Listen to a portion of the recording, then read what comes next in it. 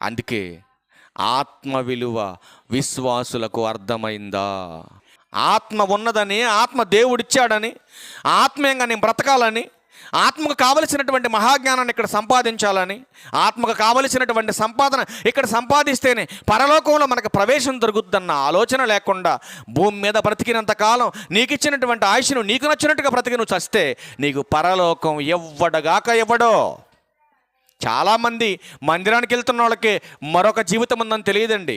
ప్రతినిత్యము నీ చుట్టూ ఉన్నటువంటి ఎన్నో గింజలు నేలలో పడుతున్నాయి, 5వ రోజు వస్తున్నాయి, 6వ రోజు నూతనమైన మొలక బయటకు వచ్చి మరొక జీవితం ఉందని ప్రతినిత్యం నీ కళ్ళకు కట్టినట్టుగా ఈ ప్రకృతి నేర్పిస్తుంది మహాజ్ఞానం. అయినా మనిషికి ఆలోచన లేదు, మనిషికి జ్ఞానం లేదు. సకల జీవరాశులకు ఉన్నటువంటి జ్ఞానం మనిషికి లేకుండా ఎందుకు పోతుంది? కానీ వాటికంటే అధికమైన జ్ఞానం దేవుడు నీకు ఇచ్చాడే. మహాజ్ఞానాన్ని దేవుని గ్రంథంలోంచి నీకు నేర్పిస్తున్నాడే.